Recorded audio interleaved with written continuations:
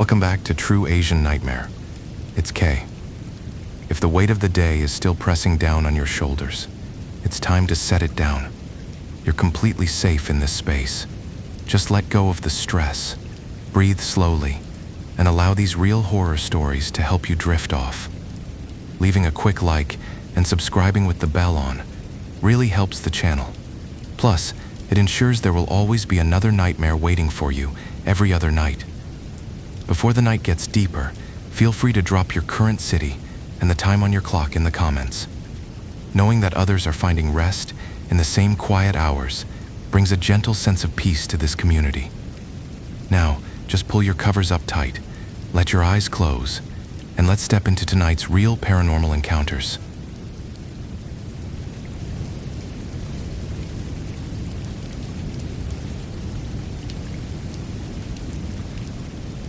You know that one guy in the neighborhood who completely flips out over the smallest sign of disrespect? Yeah, that is me.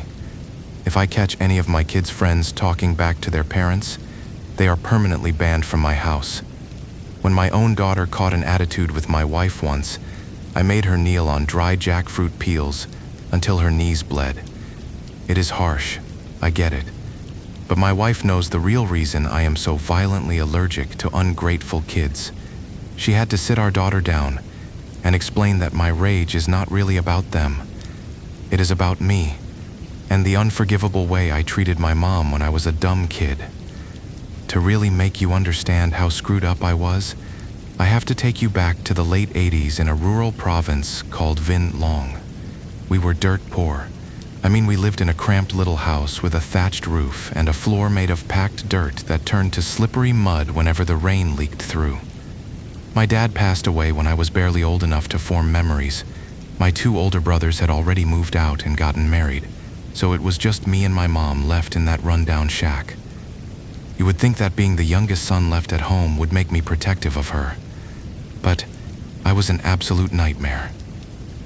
My only redeeming quality back then was that I was weirdly gifted at soccer. I was short, stocky, and had these thick legs, and people around the neighborhood actually called me Lawson Maradona because of how I played. At first, it was just a fun way to pass the time. I would play a quick game, come home when my mom called me for dinner, and everything was fine. But around the time I turned 13 or 14, I realized I could use my skills to actually get stuff. It started small. We would play for popsicles or cheap sausages. Then it escalated to playing for actual things. I would challenge another group of guys, and the losing team would have to give up their sandals, literally the shirts and pants off their backs, or even their bicycles. Suddenly, I felt like I was the man of the house. If I wanted a bike, and my mom could not afford it, I just went out and won one on the field. Whenever my mom scolded me for sneaking out to play at all hours of the night, I would completely brush her off and give her immense attitude, telling her that since she would not even give me a few pennies, like just 50 or 20 cents to buy a popsicle, I had to go out and earn it with my own 2 feet. I honestly thought I was doing us a favor. I felt so entitled to do whatever I wanted because I was bringing home literal prizes. That arrogance turned into complete neglect. My mom started getting sick a lot. Since it was just the two of us, she relied on me for basic things when she could not get out of bed. I remember this one time she was shivering with a fever and asked me to just stay inside and watch a pot of rice porridge she was cooking over the wood fire. I sat there for maybe 5 minutes before I heard some kids hollering from the dirt road outside about a match starting. I did not even hesitate. I just bolted out the door and ran to the field. By the time I came back hours later, the porridge was completely burned to a crisp. The water was entirely dried up, and the bottom of the pot was just a charred, smoking mess. I did not even care. It got worse. When she needed medicine, she would scrape together whatever spare change she had and send me to the pharmacy. But I was so addicted to the thrill of betting that I would take her medicine money and use it to buy my way into a high-stakes game, fully convincing myself I would double the cash and buy her even better medicine. And of course, I would lose it all. I would come home empty-handed, and she would just lie there in the dark, coughing her lungs out. I think the most twisted part is that I knew how bad it was getting, but I actively chose to ignore it. She had this old checkered scarf she kept wrapped around her neck, and she would always cough into it to muffle the sound. One day I was doing some chores and I took that scarf to the wash basin to scrub it. I plunged it into a small metal bucket of water, and the second I wrung it out, the water instantly turned this deep, rusted red color. She had been coughing up thick blood into that scarf for days, hiding it from me. I stared at that red water, and I knew she was seriously dying. But I just dumped the bucket out and convinced myself it was not a big deal. But the absolute worst thing I ever did happened on a rainy afternoon. It was maybe 4:30 p.m. The sky was completely bruised and overcast, and the humidity was just suffocating. I was lacing up my muddy shoes because there was a massive game scheduled against some rich kids from another town. The betting pool was huge. We are talking over $100 in American money, which was a life-changing amount of cash for a poor kid in the 80s. My mom was lying in her bed, looking so frail she basically looked like a skeleton. She called out to me with this weak, raspy voice, begging me to just stay home with her for this one single day. She promised that if I stayed, she would give me the few flakes of hidden gold she had saved up, just so I would not go out and play. That should have been a massive red flag. She never offered me her emergency savings, but my brain was so foggy with the thought of winning that cash that I just told her she was being dramatic, promising her I would use the winnings to buy her a nice bowl of chicken soup the next day. I will never forget the sound of her struggling to sit up. She was too weak to stand, so she literally rolled off the wooden bed, her body hitting the packed dirt floor with a heavy thud. She dragged herself across the room and desperately grabbed my ankle. Her fingers felt like ice. I actually reached down and pried her bony fingers off my leg because I was so annoyed she was making me late. I walked out the door and she kept dragging herself through the dirt toward the threshold, reaching her hand out into the rain. She started screaming, telling me that if I walked away now, I would never see her face again. She just kept wailing my name, warning me that this was the end. I completely ignored her. I told myself she was just using a new guilt trip to manipulate me, and I jogged off toward the soccer field without looking back once. I was 16 years old. I was splashing around in the mud for about half an hour when a group of grown men from my neighborhood suddenly stormed onto the field. They grabbed me by the shoulders and violently shoved me to the ground, punching me square in the jaw. I was furious and started fighting back, asking them what the hell their problem was. One of them pinned me down and screamed right in my face that my mother was dead. He yelled that while I was out here kicking a ball for money, she had passed away on the dirt floor of our house with her eyes wide open, waiting for me to come back and close them. I tried to push him off, cursing at him to stop wishing death on my mom, but the older women standing on the sidelines started crying and confirming it. It was real. I stumbled back to the house in a total daze. When I walked in, I saw her lying there. Her hands had been folded on her chest by the neighbors, but her eyes were still partially open, just staring blankly at the ceiling. For the next 3 days during her funeral, I did not shed a single tear. I could not. The guilt was so crushing it basically paralyzed my tears ducts. But the worst part was the whispering. Every single person who walked into that house pointed at me and muttered about how I was the ungrateful bastard who left his mother to die on the floor for a soccer game. I heard the word ungrateful so many times it made my blood boil. Because I was an arrogant teenager, my pride kicked in. I decided that if they wanted to paint me as a monster, I would act like one. I stubbornly refused to cry in front of them, just to spite them. I sat next to her wooden coffin with a blank stare, swallowing my own grief just to prove some twisted point. After we buried her in a simple dirt mound behind the house, I could not handle the quiet. I completely gave up soccer. The sight of a ball literally made me nauseous. I just wasted away in that empty house for months, getting super skinny, too proud to ask the neighbors for food. Eventually, a distant uncle took pity on me and dragged me up to Mytho to work in a commercial bakery. Back then, Mytho was a bustling hub. It was full of bars, pool halls, and girls. I started making decent money at the bakery, and instead of sending it back or saving it, I fell right back into my selfish habits. I spent every dime on drinking, gambling on billiards, and partying. I racked up debts everywhere. I got so caught up in my own mess that I completely blew past the first anniversary of my mom's death. I did not even go back to light a single incense stick for her. I told myself I could not afford the bus ticket. But the truth is, I was just a coward who did not want to face the angry neighbors. It was exactly 3 years later when things took a terrifying turn. I was still working at that bakery. It was one of the first places in the region to import a massive industrial electric oven from France. It required this huge 3-phase electrical breaker switch mounted on the wall to operate. It was a couple of days before my mom's 3rd death anniversary, and I was planning on skipping it again. I fell asleep on a cot in the back room of the bakery. That night, I had my very first dream about her since she died. In the dream, I was sleeping in our old dirt floor house in Vinh Long. My mom suddenly appeared, grabbed me by the ear, and violently yanked me out of bed. She dragged me over to a wooden support beam holding up the thatched roof, but sitting right there on the bamboo pole was the heavy industrial electrical breaker from the bakery. It made absolutely no sense. She pointed her finger directly at the switch and told me in a dead serious voice to never flip that switch with my bare hands. She said the internal wires were totally stripped, and if I touched it, I would be electrocuted to death. I woke up in a cold sweat. It was around 3 or 4 a.m., and the bakery was just starting its morning prep. I groggily walked out to the main floor. The head baker hollered at me to go flip the main breaker to preheat the French oven. I walked over to the wall, reached my hand out, and suddenly my blood ran ice cold. I stared at the switch, and the dream hit me like a freight train. I stood there completely frozen. My boss started screaming at me, asking what the hell was taking so long and ordering me to flip the switch.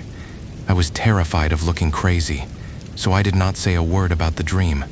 Instead, I grabbed a wooden sweeping broom leaning nearby, flipped it upside down, and jammed the wooden handle up under the heavy switch to force it on. The second the switch flipped, there was a deafening, violent explosion. A massive ball of blinding blue and yellow sparks completely engulfed the electrical box. The sound was like a gunshot, followed by the terrifying, rapid crackling of raw electricity arcing through the air like glowing snakes. The plastic casing instantly caught fire, melting and dripping down the wall, while the smell of ozone and burnt rubber filled the room. Everyone screamed and sprinted out into the alley. If I had touched that switch with my bare hand, the current would have cooked me from the inside out. I slumped down against the flour sacks, my heart hammering against my ribs, and I knew without a shadow of a doubt that my mom had just saved my life. I begged my boss for an advance on my wages right then and there. I had to deliver the very last batch of bread for the boss first, which meant by the time I finally caught a ferry across the river and made it back to Vinh Long, I was already a day or two late for her actual death anniversary. It was pitch black. It was maybe 10 or 11 p.m. There were no streetlights back then, just complete, suffocating darkness. The old house had been given to some distant relatives to live in, and their lamps were all completely out. I was so overwhelmed with guilt and gratitude that I did not even knock on the front door. I just dropped my bag in the dirt and stumbled around to the backyard where the graves were. I could barely see my own hands. I just walked toward the back plot until I saw the familiar rounded shape of a dirt burial mound looming in the dark. I completely broke down. I dropped to my knees, threw my arms over the damp soil, and started sobbing uncontrollably. I was crying out to her, apologizing for being a monster, thanking her for saving my life, and begging for forgiveness. I blindly patted the ground until I found the small incense holder. I pulled out my lighter, sparked it, and lit a single stick of incense. The second the glowing red tip flared up, the silence of the backyard was shattered by a sound that made my stomach drop. Right beside me in the pitch black, I heard this slow, wet, heavy breathing. It sounded like someone with a chest full of fluid struggling to take a deep inhale, followed by a long, shaky exhale. The sound was so incredibly loud and close that I could almost feel the vibration of it. I whipped my head around. Standing maybe 10 feet away in the darkness was a solid, pitch black silhouette of a person. I could not see a face, but I could clearly see their shoulders violently heaving up and down with every wet breath. My mind was just scrambling to make sense of it. I figured it had to be one of the older aunts who lived in the house, coming out to check on the noise. I wiped my face and awkwardly introduced myself, saying I was just Lawson coming back to pay my respects to my mom. The second I spoke, the figure completely vanished into thin air. No footsteps, no rustling grass, just gone. I was too emotionally exhausted to even process the fear. The adrenaline crash hit me so hard that I just curled up in the damp grass right next to the grave and passed out. The moment my eyes closed, I was violently pulled into another dream. I was a 12-year-old kid again, sneaking out of the house to play soccer. Suddenly, my mom grabbed me by the back of my shirt, pulling me so hard I choked. She was holding a stiff yard broom made of thick coconut veins. She raised it up and started viciously beating my shins. The physical pain was unlike anything you experience in a normal dream. I could feel the agonizing, deep bone ache of the broom handle cracking against my shins, sending lightning bolts of pain up my legs. I was screaming for mercy, promising I would never play soccer again, but she was not scolding me for soccer this time.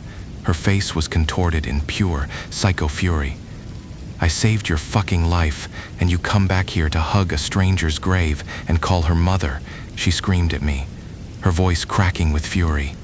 She brought the broom down on my legs again and again, cursing me for abandoning her when she died, and then coming back just to disrespect her all over again by crying at the wrong tombstone. I jolted awake, screaming in absolute agony. I was sitting up in the mud in the real world, wildly rubbing my shins because the bone-deep pain had crossed over with me. They were throbbing so hard I could barely breathe. Before I could even gather my bearings, the heavy, wet breathing sound returned. I looked up. The pitch-black silhouette was standing right in front of me again, but this time, it was speaking. The voice was unmistakable. It was my mother, but her voice was thick and choked with heavy sobs, echoing the exact same words from my dream. She was crying and cursing at me in the dark, asking how I could be so utterly useless that I came back after 3 years only to wrap my arms around a stranger's grave. I was terrified, but the guilt completely overrode my fear. I dropped to my hands and knees in the mud, crying hysterically, begging her to listen to me, swearing that I did not do it on purpose. I crawled forward to grab her legs, wanting to just hold on to her one last time, but the second I lunged forward and threw my arms around where her legs should have been, I grabbed nothing but empty air. She evaporated. My hand slammed hard into a solid concrete slab. I yelped and quickly pulled my lighter out of my pocket, striking the flint with trembling, mud-caked fingers. The tiny orange flame flickered to life, casting long shadows across the grass. That is when I saw it. There were 2 graves. I scrambled forward and held the flame close to the faded stone marker of the mound I had been hugging for the past hour. It read, Niuen the something. It was the exact same first and middle name as my mom. My blood ran cold as the realization hit me. While I was busy partying in Mytho for 3 years, my elderly aunt had passed away, and the family had buried her right next to my mom. Because it was so dark, and I did not know any better, I had dumped all my tears and apologies onto my aunt's grave. I frantically crawled over to the correct mound. I threw my body over the dirt and just let everything out. I cried for a solid hour, screaming into the soil, apologizing over and over again. I swore every oath I could think of. I promised her I was done running. I promised I would never go back to Mytho, that I would scrape together enough money to open a bakery right here in our hometown, and that I would never, ever leave her side again. I cried until I was physically sick, my throat completely raw, until I finally passed out from sheer exhaustion, my face buried in the dirt. Then came the final dream. I was a little boy again, resting my head on her soft lap. She was sitting cross-legged on the wooden bed, gently waving a woven palm fan over my face to keep the mosquitoes away. I was sobbing in the dream, apologizing over and over, but she just softly shushed me, and started humming this really slow, sad old lullaby, the kind mothers sing to put their babies to sleep. She stroked my hair and told me in this incredibly gentle voice that she was not angry anymore. She told me to just stay home, that everything was forgiven, and that I just needed to sleep. I slowly opened my eyes. I was awake, but my body was completely paralyzed. I was locked in a terrifying state of sleep paralysis, unable to move my arms or legs, unable to make a sound. But the sensory details from the dream did not stop. I was fully conscious in the damp, freezing backyard, but I could clearly feel the soft, warm curve of her lap beneath my head instead of the hard dirt. I could smell the sharp, minty scent of the medicated green oil she always used, mixing with the smell of her chewing betel nut. I could feel the rhythmic, cooling breeze of the palm fan brushing across my face in the dead, still night air. I strained my eyes to look up, and I saw her face hovering above me in the dark. She was looking down at me, and I could literally feel the physical drops of her tears splashing warmly onto my cold cheeks. I tried to scream, to call out to her, but my throat was locked tight. For 5 agonizing seconds, I lay there trapped in the dirt, feeling the undeniable physical presence of my dead mother comforting me. Then, she slowly dissolved into the mist. When the paralysis finally broke, I gasped for air and violently sat up. I wildly patted my chest, trying to figure out what was real. Then, I reached down to feel the ground where my head had just been resting. My fingers brushed against fabric. It was a soft, rectangular cotton pillow. I immediately recognized the smell and the lumpy texture. It was my old childhood pillow, the one my mom used to restuff with fresh cotton for me every year. I pulled it close to my chest, completely overwhelmed, and just lay back down on it, sleeping out there in the mud until morning. When the sun finally came up, my relatives found me sleeping in the mud next to the grave. They looked at me like I was a ghost. But they were not staring at me. They were staring at the pillow under my head. They asked where the heck I got it. My aunt went completely pale and said that exact pillow had been sitting on top of the wardrobe inside the locked house for the last 3 years. Nobody had touched it since her funeral. She physically brought it out to me in the dark. I kept my promise after that. I borrowed some cash, opened a bakery right there in town, got married, and never abandoned her grave again. Now you know why I cannot stomach a disrespectful kid.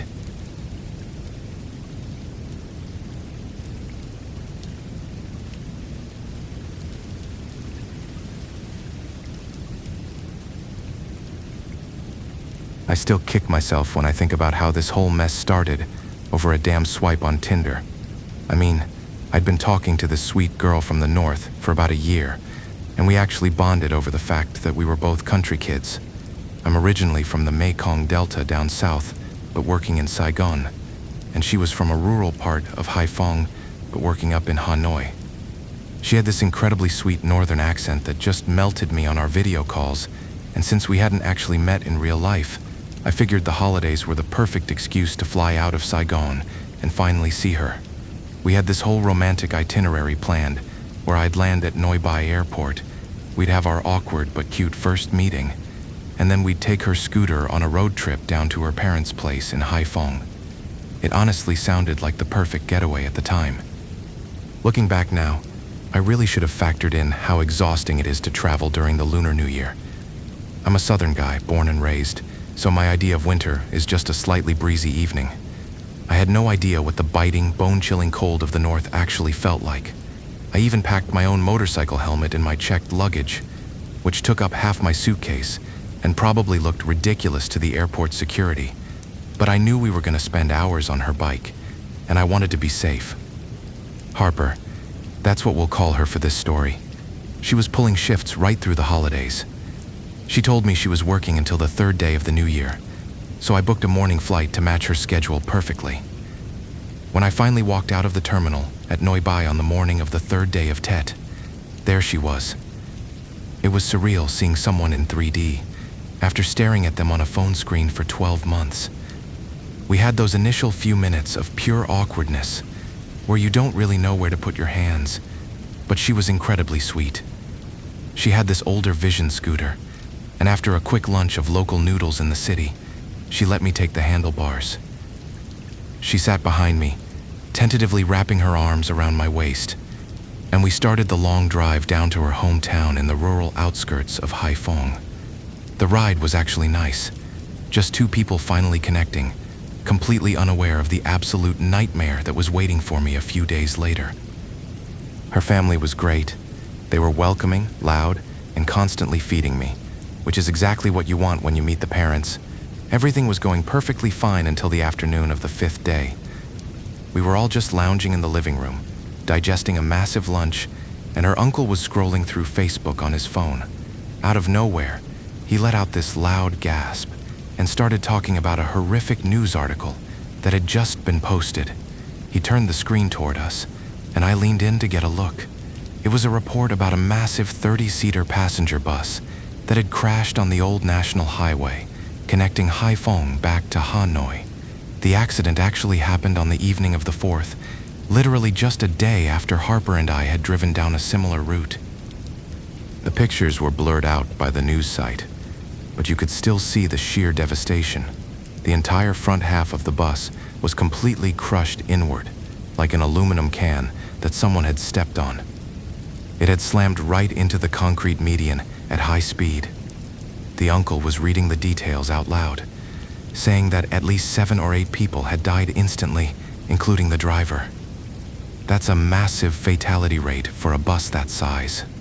Her family started discussing how those private coach buses never take the new, safe expressways because they want to pick up random passengers along the road to make extra cash.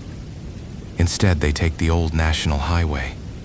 It is this crumbling, pothole-filled road that cuts right through dense residential areas and dark mountainous patches, honestly very similar to the old Route 1A down in the west. It's notorious for heavy dump trucks and reckless driving.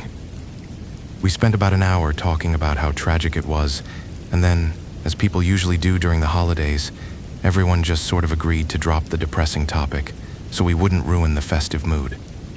I honestly thought that was the end of it, but the next evening, things started getting complicated.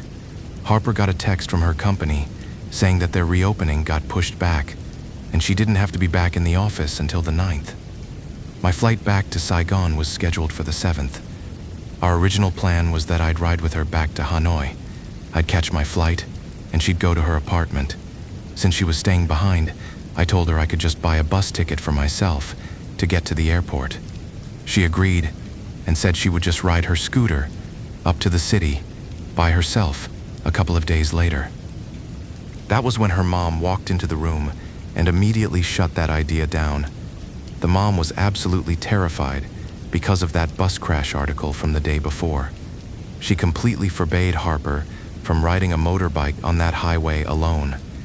She told Harper that her uncle was driving his car up to Hanoi on the 9th, and she was going to be sitting in the passenger seat of that car. Absolutely no exceptions. Harper started arguing, asking how she was supposed to commute to work in the city without her scooter. I didn't want to cause any family drama, so I stepped in with a compromise. I told Harper that I'd just ride her scooter to the airport the next day, park it in the long-term lot at Noi Bai, and fly home. Then, when she got a ride up with her uncle on the 9th, she could just swing by the airport and pick up her bike. It was a solid plan. It solved the problem, and it kept the mom happy. If I'd known what that old highway held in the dark, I would have paid a few $100 for a private taxi and left the damn scooter in the yard. The next morning, the universe decided to test my patience even more. My flight was originally booked for 4 p.m. I woke up, packed my backpack, and was literally zipping it shut when I got a notification from the airline. This specific airline is pretty infamous for delays, and they really outdid themselves this time. They casually informed me that my afternoon flight was pushed all the way back to 11 p.m.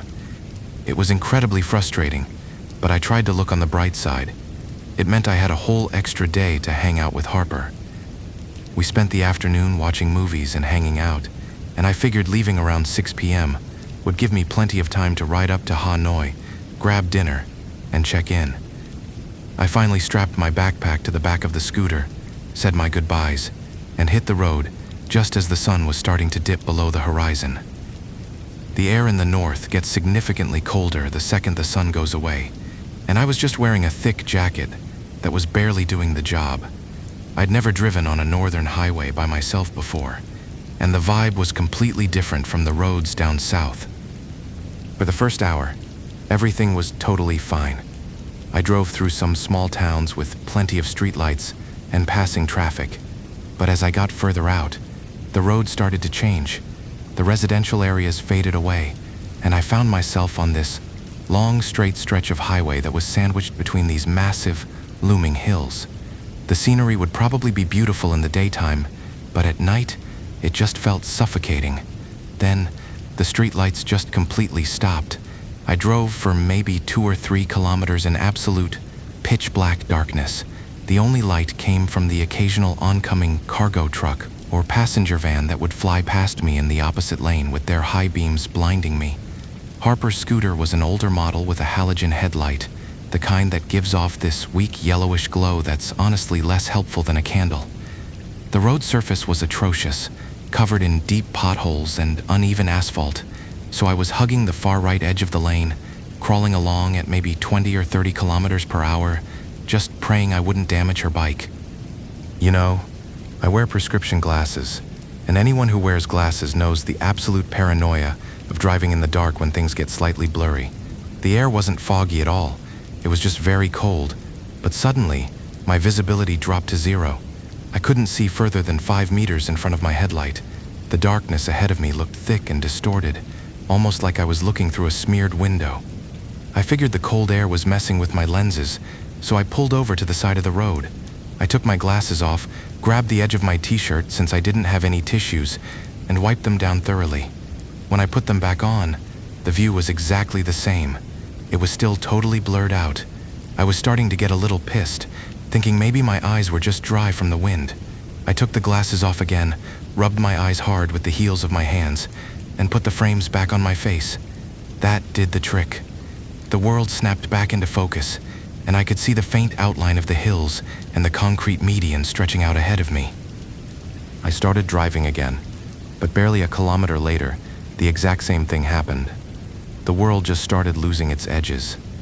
First, the distance faded out, and then my field of vision just kept shrinking and shrinking until I was virtually blind again. I had to pull over a second time, do the whole routine of rubbing my eyes and cleaning the lenses, and start over. By the third time this happened, I was genuinely getting freaked out. I pulled the scooter to a complete stop on the shoulder of the empty highway. It was so incredibly blurry that I couldn't even see the front fender of my own bike. I turned the engine off because I wanted to check Google Maps on my phone, and maybe drink some water to calm my nerves. I thought maybe the freezing temperatures were doing something to my optic nerves, causing some weird physiological reaction. The silence on that road was absolutely deafening. I was just staring at the darkness, trying to process what was wrong with my eyes, when I heard this heavy, rhythmic thudding sound of rapid footsteps slapping against the cold asphalt right behind me. I snapped my head up, and standing literally inches from the front tire of the scooter was a man. He was incredibly old, with this pure white hair tied up in a tight bun at the back of his head. He literally looked like a martial arts master straight out of an old wuxia movie. His eyebrows and beard were completely white, and he was wearing these faded, traditional pajama-like clothes that looked like they belonged in a different century. I was completely frozen. My brain was trying to rationalize it, thinking maybe he was just a local farmer or a homeless guy wandering the highway, but the way he was staring at me sent this horrible chill right down my spine. Before I could even open my mouth, he leaned in toward me. His voice was very slow, but it had this frantic, desperate urgency to it. "Child, turn back. Turn back right now. Do not keep going. It is far too dangerous. Turn back. They are blocking your path. If you keep riding, you will crash. Turn around. Turn around." I was so caught off guard that my southern manners just kicked in automatically. I pointed at the glowing screen of my phone and politely told him that I was from the south. I had no idea where I was, and I was just following the GPS line to the airport.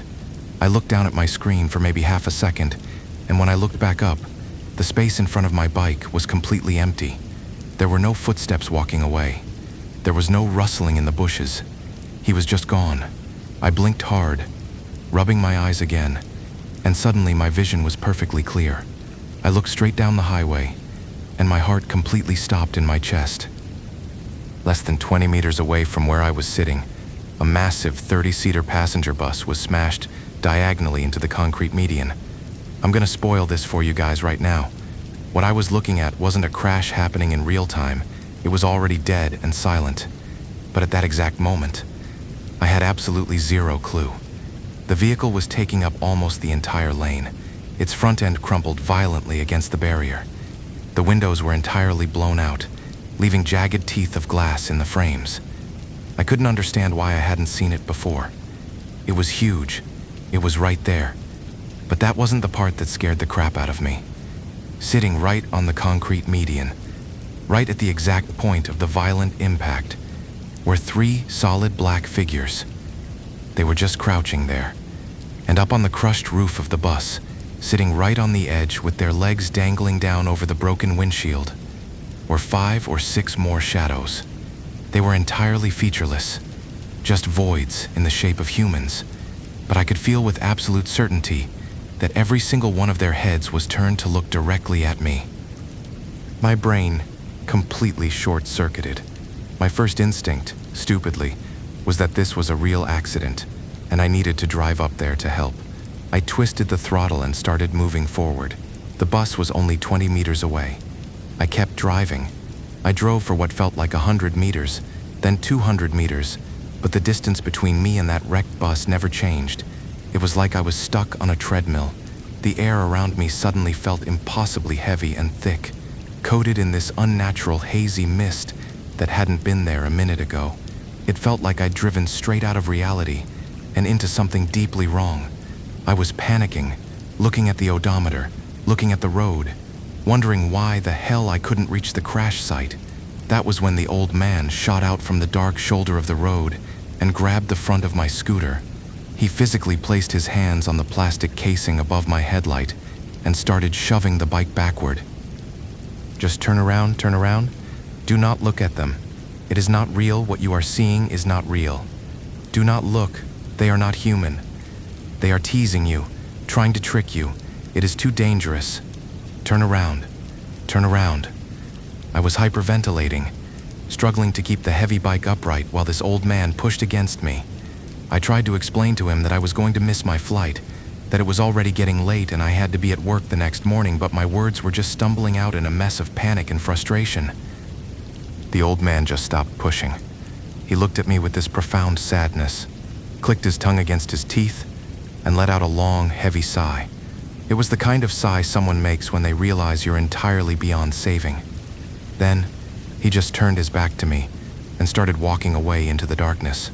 I watched him go, feeling this surge of anger that some crazy local was delaying my trip, but as I stared at his back, his outline started to fuzz out. He was getting blurry. I thought my glasses were acting up again, so I ripped them off and rubbed my eyes, but even without the lenses, he was still fading. I put the glasses back on, and the old man simply dissolved into the cold air. Right in the exact spot where he vanished, sitting quietly on the side of the road, was a small concrete shrine.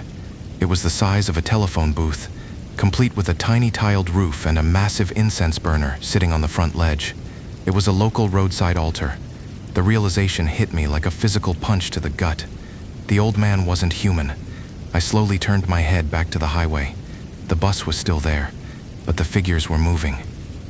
All at once, the shadows sitting on the roof of the bus slid off the metal and dropped to the pavement. The ones crouching on the barrier stood up. They didn't shamble like zombies in a movie.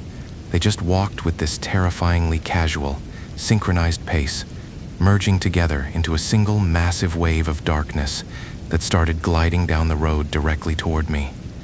And as they got closer, the silence of the night was completely shattered by this horrific sound of a woman weeping uncontrollably, the crying echoing from every direction at once and making my ears ring.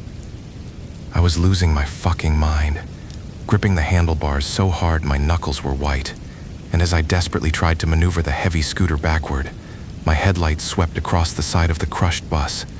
Right there, Plastered on the mangled metal panel was a massive yellow decal with the numbers 29. It was the exact same blue bus from the news article, the one where the driver and like 7 or 8 other people lost their lives. I yelled out what the actual fuck, slammed my foot down on the pavement, and whipped that scooter around so hard the tires shrieked. I didn't care that I was driving against traffic. I kept the throttle pinned to the absolute maximum, flying the wrong way down the shoulder of the dark highway for miles until I finally found a gap in the median and crossed over. It took me 45 minutes of pure, breathless terror to navigate back to Harper's house. It was a little past 8 p.m. when I burst through her front door looking like I'd seen a murder. Her family was still up, sitting around the television, and when they saw my pale face, they immediately knew something was horribly wrong. I collapsed onto a chair and stammered out everything I saw.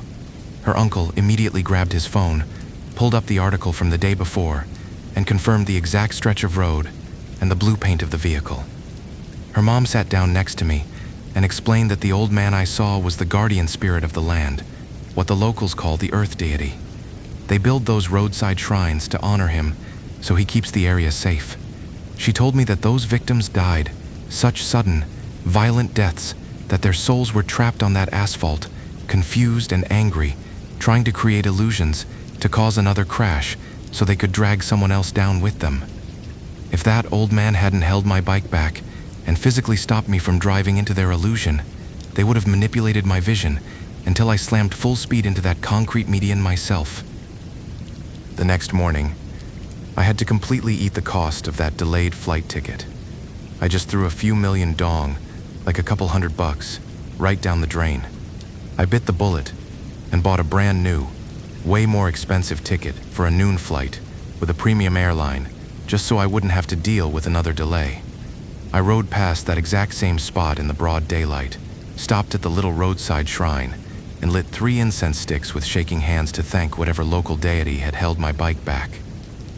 But the thing that completely broke my mind happened just 20 meters up the road, right where I saw those shadows the night before. There were massive, jagged police paint marks on the asphalt, and the concrete divider was completely pulverized. I bit my lip so hard it almost bled and was desperately muttering Buddhist prayers under my breath the entire time I was speeding past it. When I finally got back to my office in Saigon, I actually had to call in sick for an extra day and didn't go back to work until the 9th. My buddies just laughed their asses off, calling me an idiot. They were like, "Man, you couldn't just date a girl in Saigon? You had to fly all the way up to Hanoi just to get chased by a ghost?" But their laughter didn't change the fact that I saw what was waiting for me in that dark.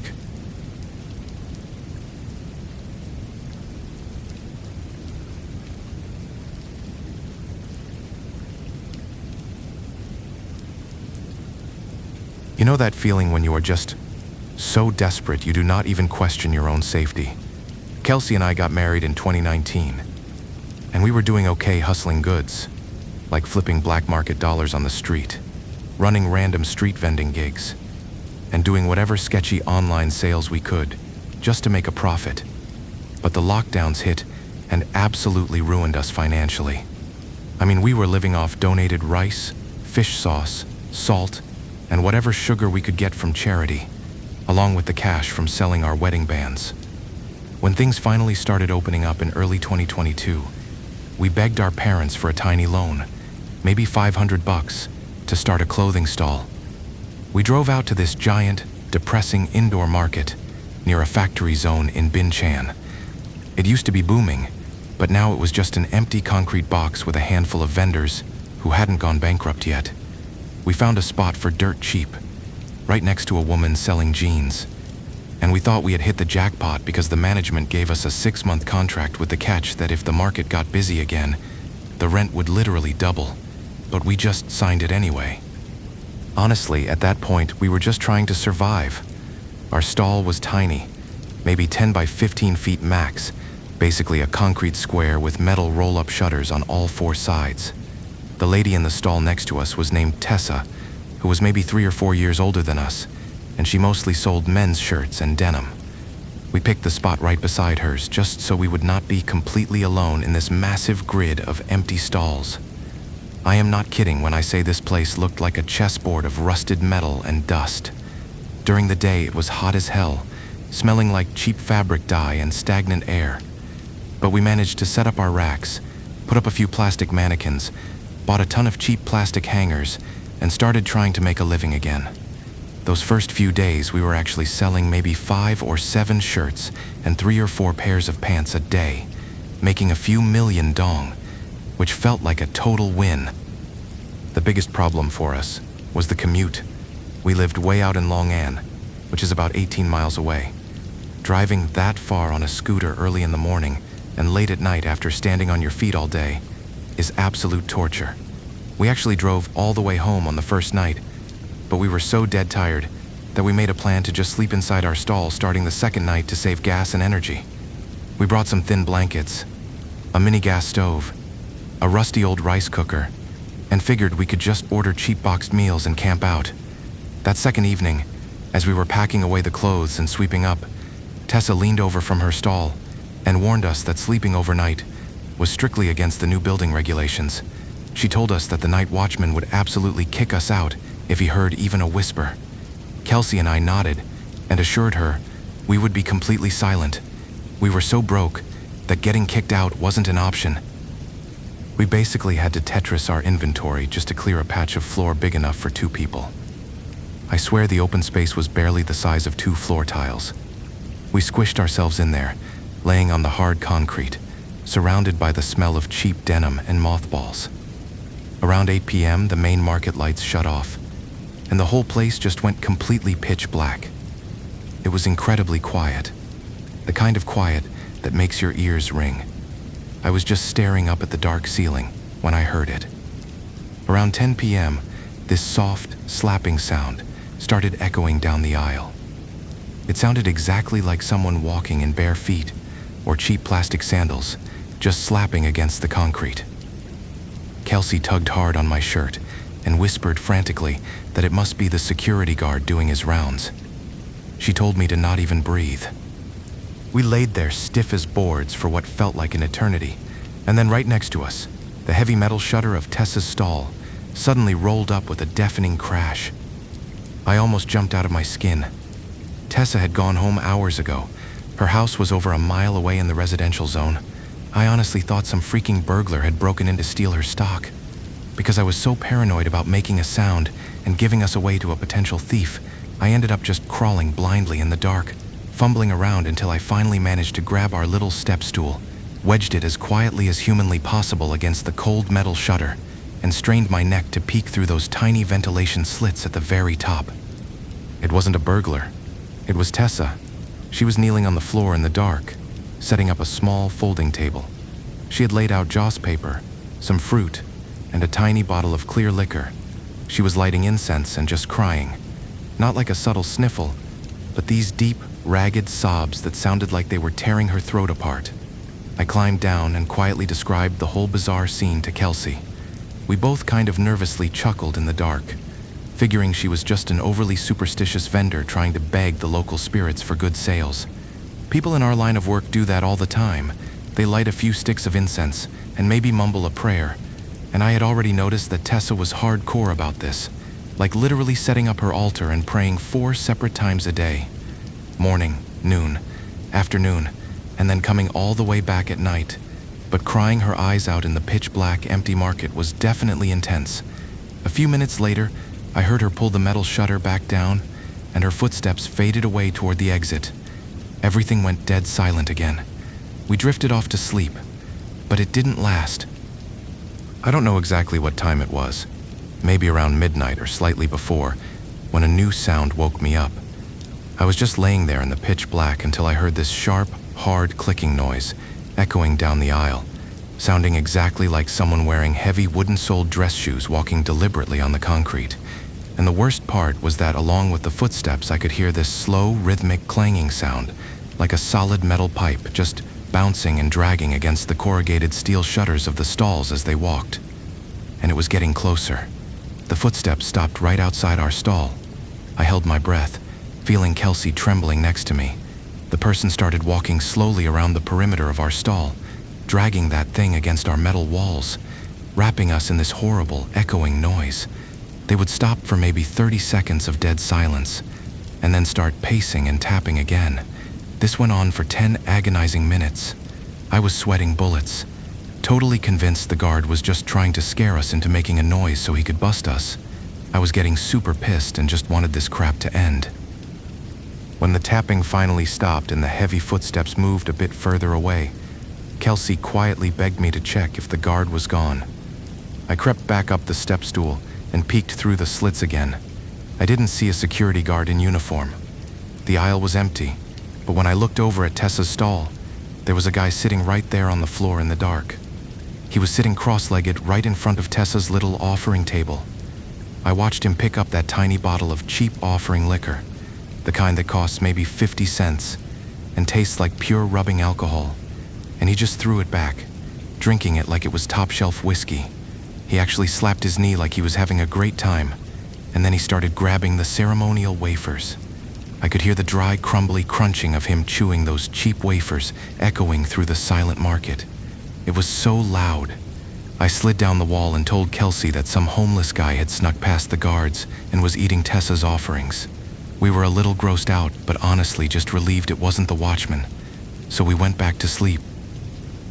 The next morning, when we opened our shutter, I glanced over at Tessa's spot. The little altar was a mess. Crumbled wafer bits were spat out all over the floor, and the liquor bottle was flipped completely upside down with the little cap just tossed casually to the side. When Tessa arrived to open her shop, I jokingly told her about the homeless guy who broke in to raid her altar, figuring she would be pissed. Instead, all the color drained from her face. She looked absolutely horrified.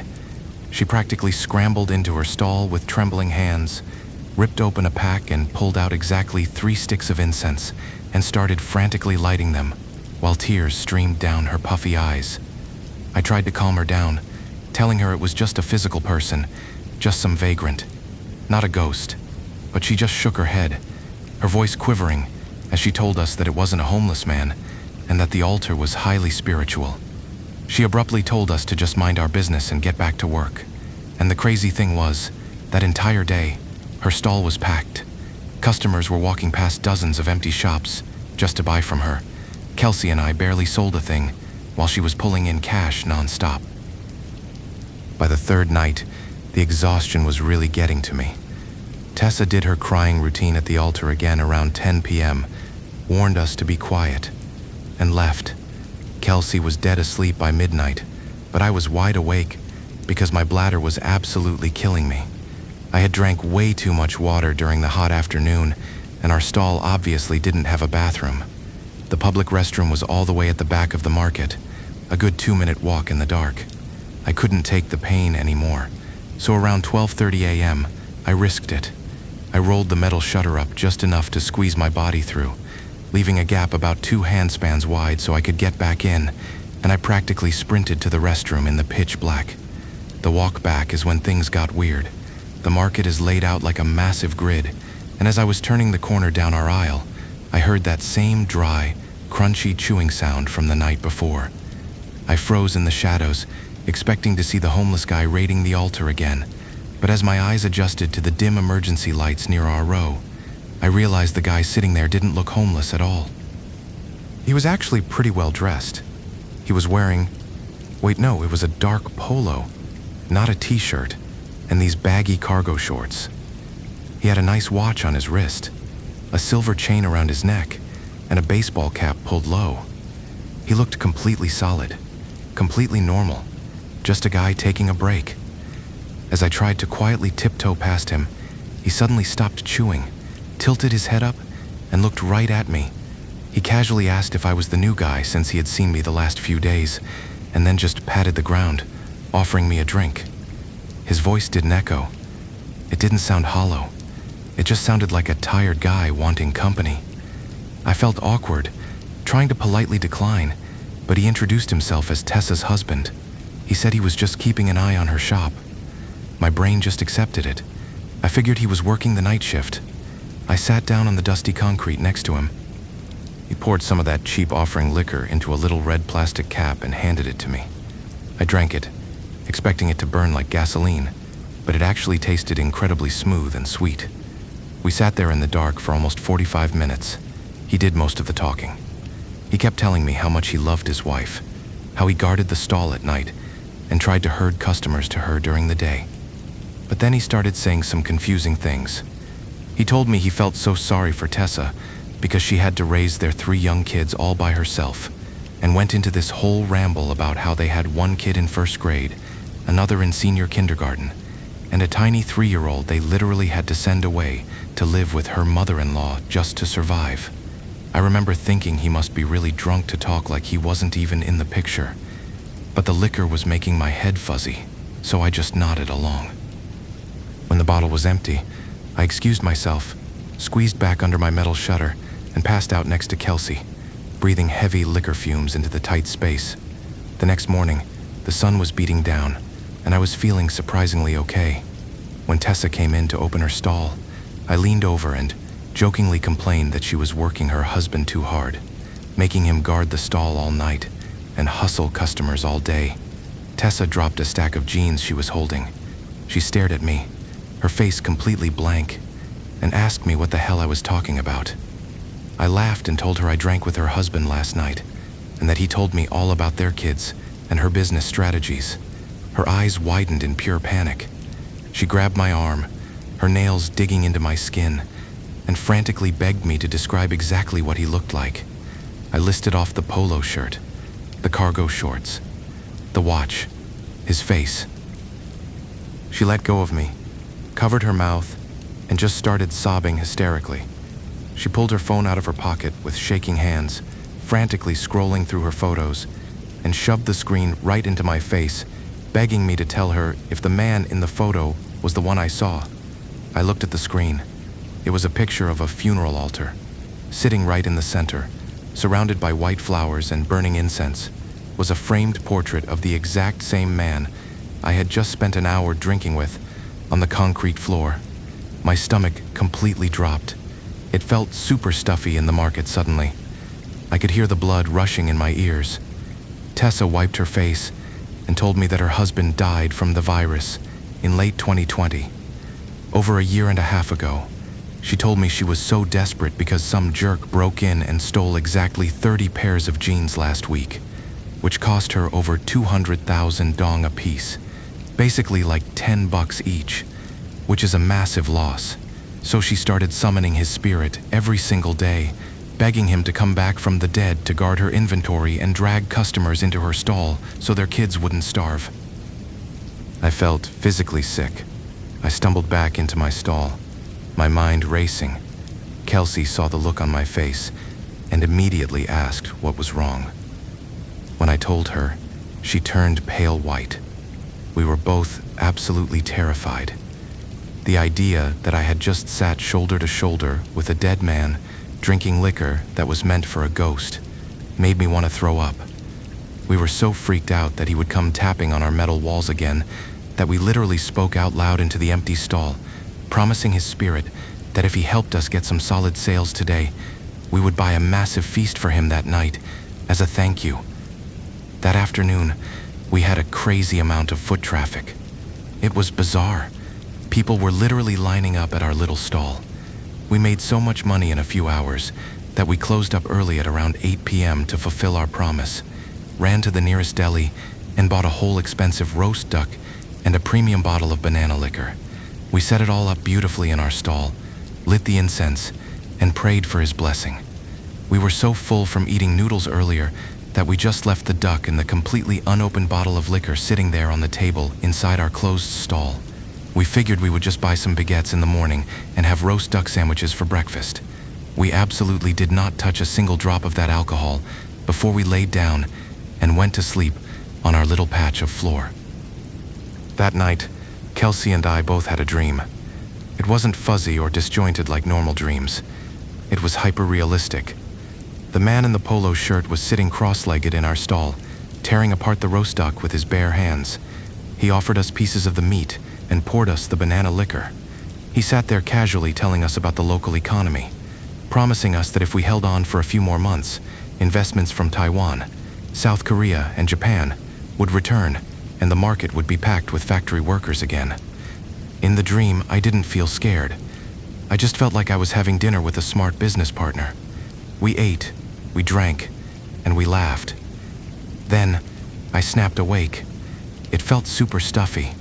I checked my phone, and it was sometime past 2 a.m. My head was throbbing with a massive, blinding hangover.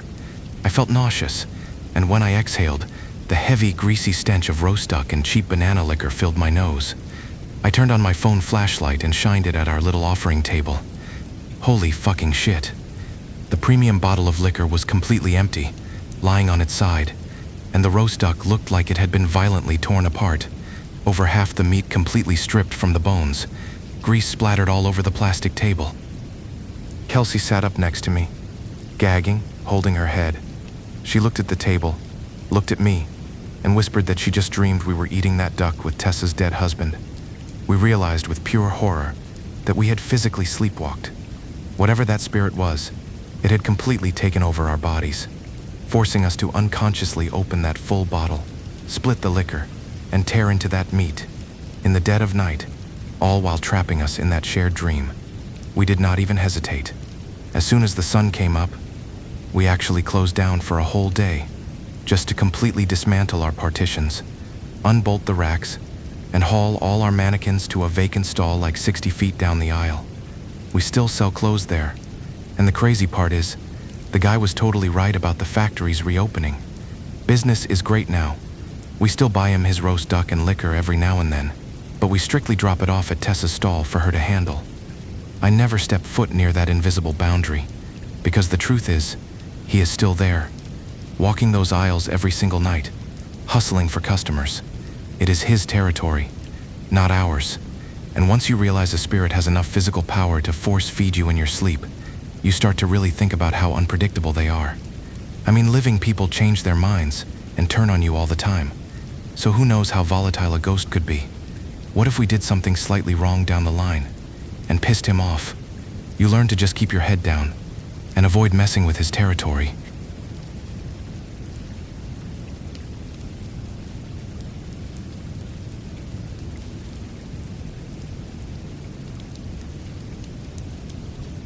This is a story about my grandpa, and to get why this is so freaking messed up, you need to know a bit about him. I mean, back in 72 or 73, I can't remember the exact year, he was in the military and got shot in the spine right above the tailbone. He told me the second he hit the dirt, his legs just went completely numb. They managed to save him, but he lost most of the use of his legs, relying entirely on these 2 wooden crutches just to move an inch. He was in his late 30s when he was discharged, a former officer with an ego the size of a house, so he would get genuinely pissed off if anyone even offered to hold his arm. You really have to picture what his daily life looked like to understand the kind of man he was. He was not completely paralyzed, which is a detail that matters a lot later on. It was more like his legs only had maybe 30 or 40% of their normal strength left in them. If he was standing completely still and had a solid wall or a sturdy railing to lean against, he could technically support his own weight for a minute or two. But the second he needed to actually move or take a step, those legs were virtually useless. He had to jam those heavy, thick wooden crutches under his armpits and literally drag his lower half forward. And the crazy part is, I remember he used to complain endlessly about how the wood would chafe his skin raw during the humid summers we get over here, but he refused to pad them with anything soft because he thought it looked weak. He was just that kind of guy. He absolutely hated being treated like a victim. When my grandparents moved to this new working-class neighborhood a few years later, probably around 84 or 85 when he was nearing 50, the neighbors naturally tried to be helpful. They would see this older guy sweating buckets, struggling to navigate the uneven dirt roads or trying to get up a small curb, and they would rush over to support his back or offer a shoulder. He would just snap at them. He'd practically bark at people. "Back the hell off. I'm not dead yet." Eventually, the whole neighborhood just got the message.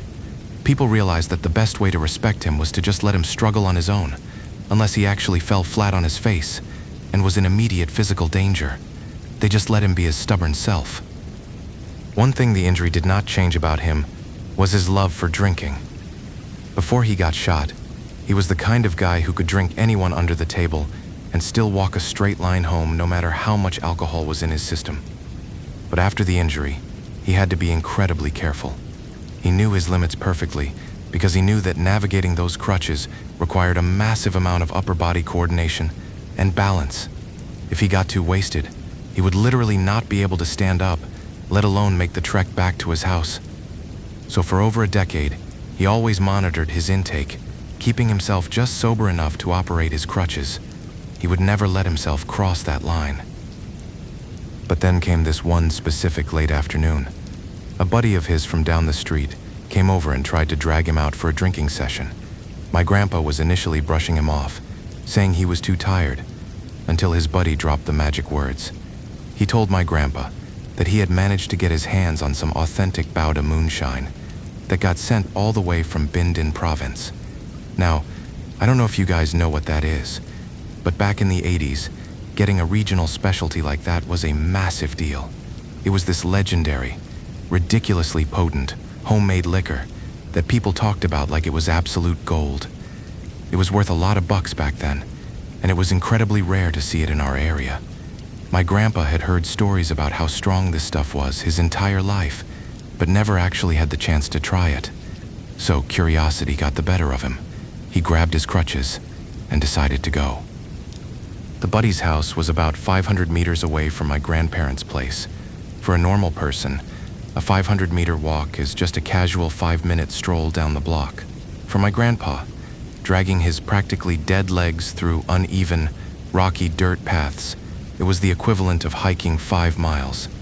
His buddy offered to give him a ride on his bike, but of course, my grandpa completely refused.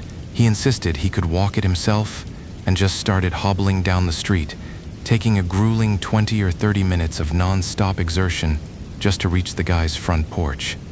When he finally got there and sat down at the table, his pride flared up again.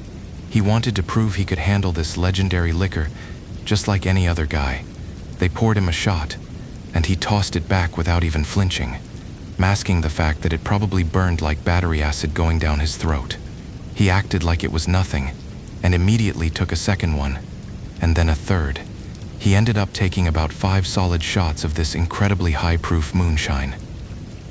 That was his mistake. He told me that within 20 minutes, the alcohol hit his bloodstream like a freight train.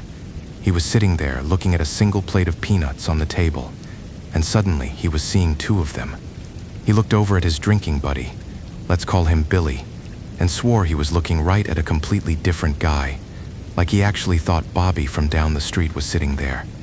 His head was spinning, his chest was burning, and he realized he was dangerously close to getting completely wasted and stuck there. He knew he had to get out of there before he could barely move at all. He mumbled some excuse to the group about leaving the rest of the rare booze for the younger guys, since, honestly, it was only kept in 2 small gourds, maybe holding a liter or 2 tops. He grabbed his crutches and clumsily pulled himself up. His buddies tried to stop him and offered to walk him back because he was clearly swaying, but he just stubbornly waved them off, insisting he was perfectly fine to get himself home. The walk back was agonizing. It was completely dark by now. I am not exactly sure what time it was, maybe past 9 p.m. or something, but the neighborhood was already dead quiet. The route back to his house forced him to cut through this small, empty park right in the middle of the neighborhood.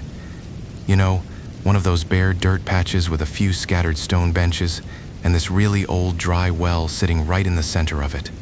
During the day, kids would kick a ball around there, but at night, it was just an empty, silent void. My grandpa made it about 100 meters away from his buddy's house and reached the edge of that dark park when the dizziness completely overwhelmed him. His arms were shaking, his armpits were burning from the friction of the crutches, and he realized he still had another 300 or 400 meters to go. He knew his arms were going to give out. He saw one of those cold stone benches near the edge of the park and decided to just lay down for a few minutes to let the spinning in his head calm down.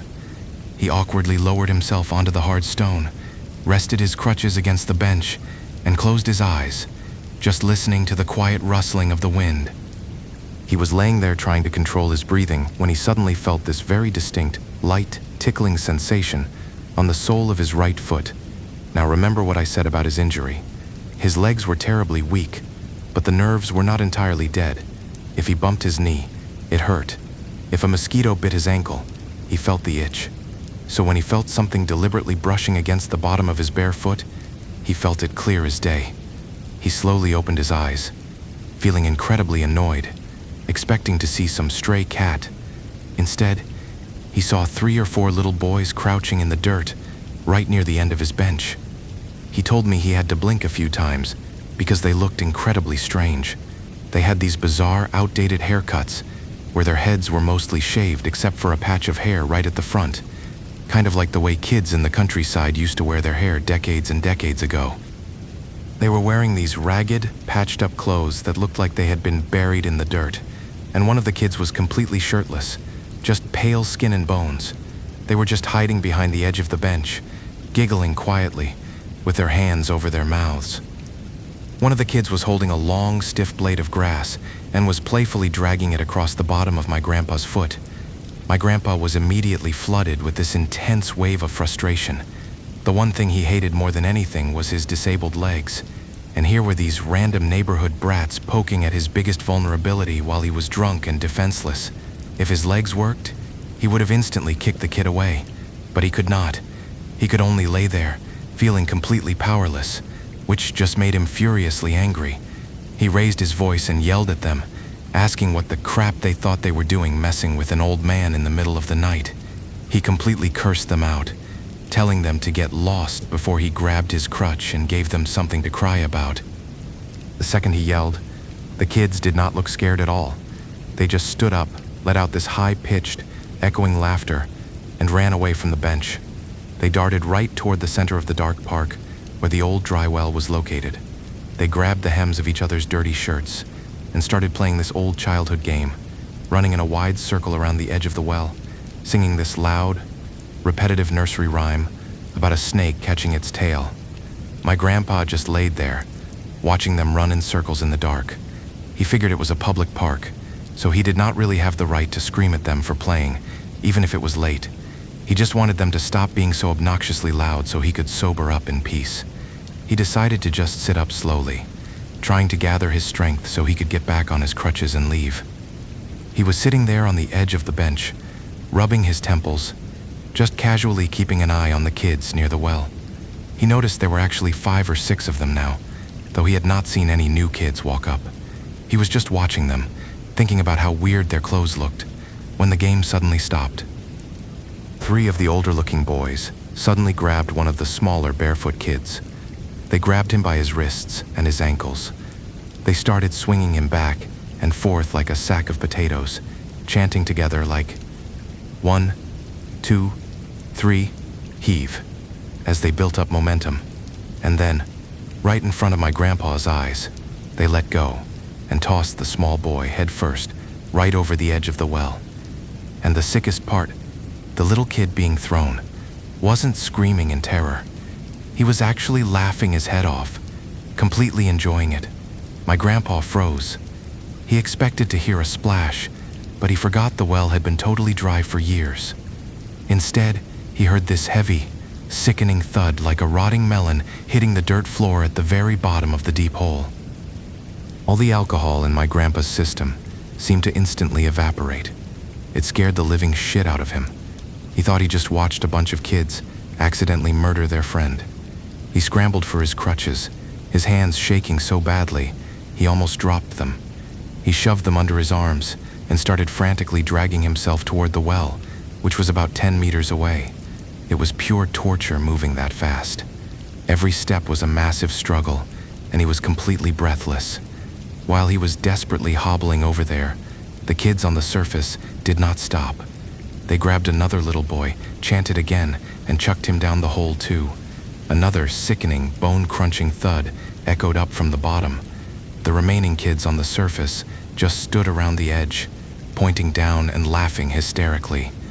My grandpa was screaming his lungs out as he dragged himself closer.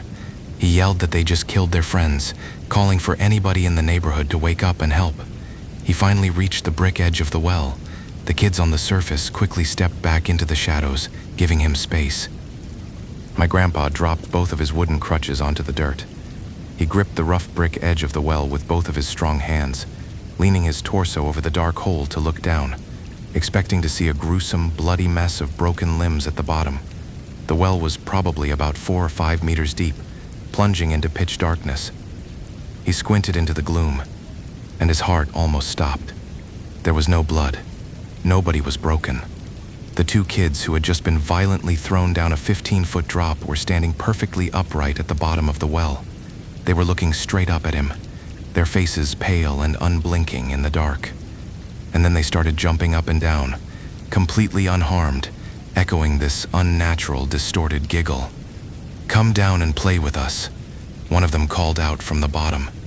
My grandpa's brain completely short-circuited. He realized with absolute, horrifying certainty that whatever was at the bottom of that well, and whatever was standing right behind him, were not human children. Before he could even process the urge to pull himself away from the edge, he felt it.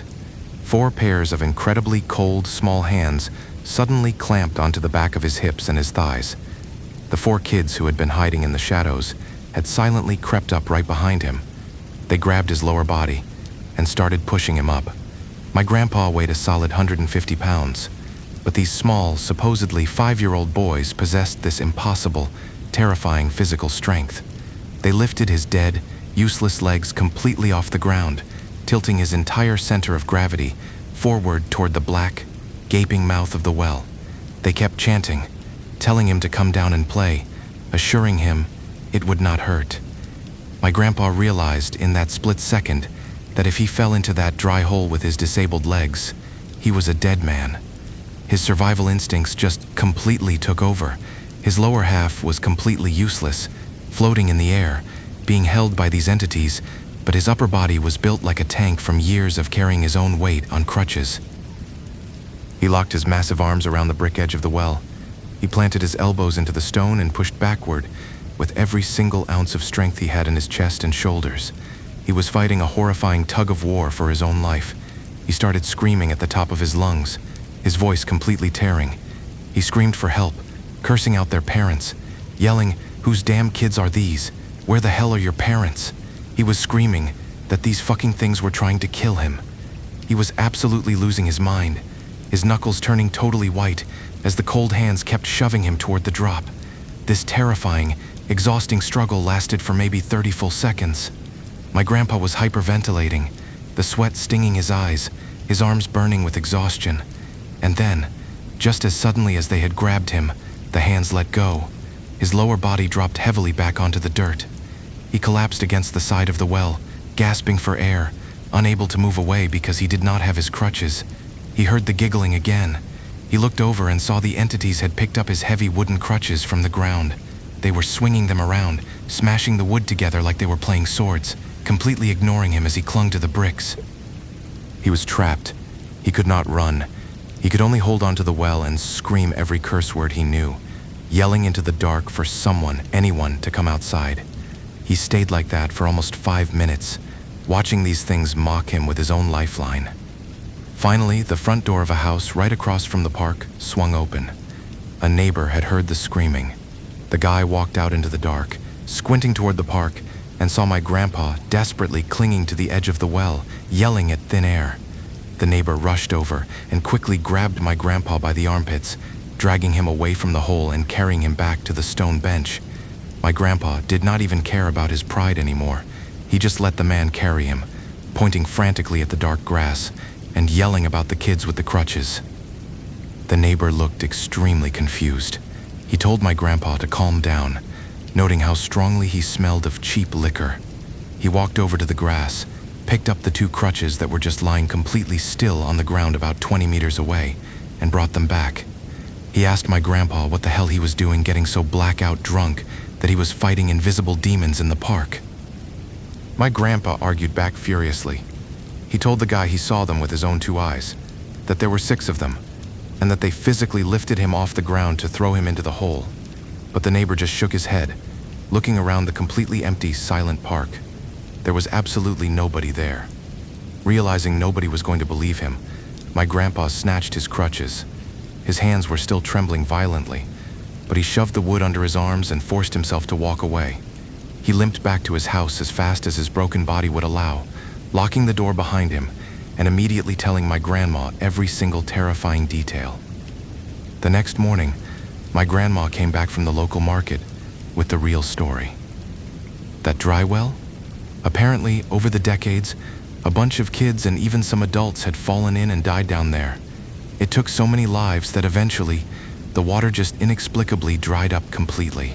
Grandma told him those kids he saw might have been dead for so long, they were probably his age. After that day, something inside my stubborn, proud grandpa completely broke. He still went out drinking, but if he had even a slight buzz, he'd swallow his pride and beg someone for a ride home. He had to, because that park was basically the main artery of the neighborhood. To get anywhere, you had to pass by it. He knew damn well that if he walked it again, those things wouldn't just be playing around, they'd finish the job.